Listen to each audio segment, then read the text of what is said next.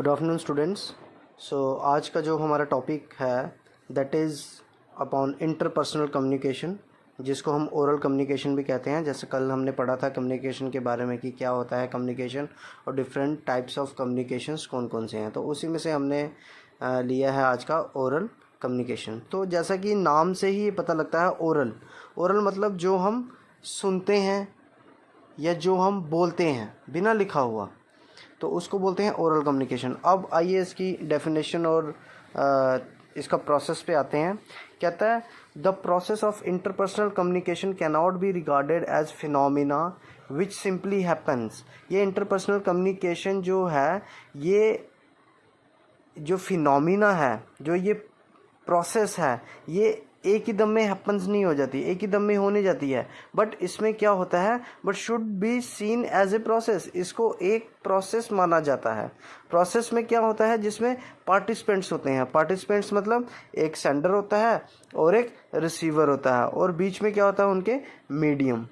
Orally communication में क्या किस चीज़ का ज़्यादा रोल होता है, इस प्रोसेस में रोल ज़्यादा होता है सेंडर का और रिसीवर का। अगर सेंडर कुछ बोलेगा और रिसीवर उसको सुनेगा ना, अगर वो एक सेंडर के बिना ओरल कम्युनिकेशन नहीं हो सकता और सिर्फ रिसीवर के बिना जो है ओरल कम्युनिकेशन नहीं हो सकता। तो ये एक ऐसी प्रोसेस है जिसमें क्या होता है, सेंडर और रिसीवर जो होते हैं वो दोनों एक दूसरे को क्या करते हैं, एक बोलता है तो दूसरा सुनता है, और दूसरा जब उसकी बात को सुन लेता है तो वापस उसको फीडबैक के तौर पर उसको वही बात का जवाब देता है। तो इसका सेकंड पॉइंट है a communication which happens through word of mouth. देखिए, ये ऐसा कम्युनिकेशन है जो किससे बनता है, आपके जो ज़ुबान से निकले हुए words, word of mouth.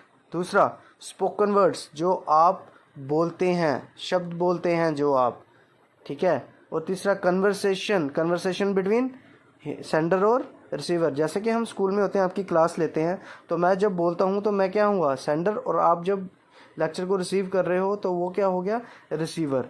And also any message और इन्फॉर्मेशन दैट आर शेयर्ड और exchange between one another through speech.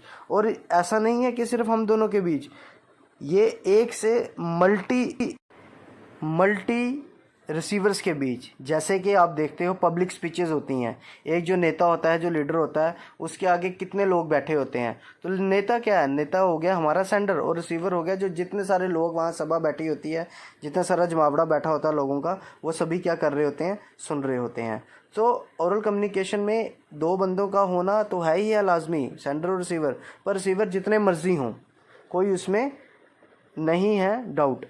News reading, radio, television, telephone and mobile conversation are some of the examples of oral communication.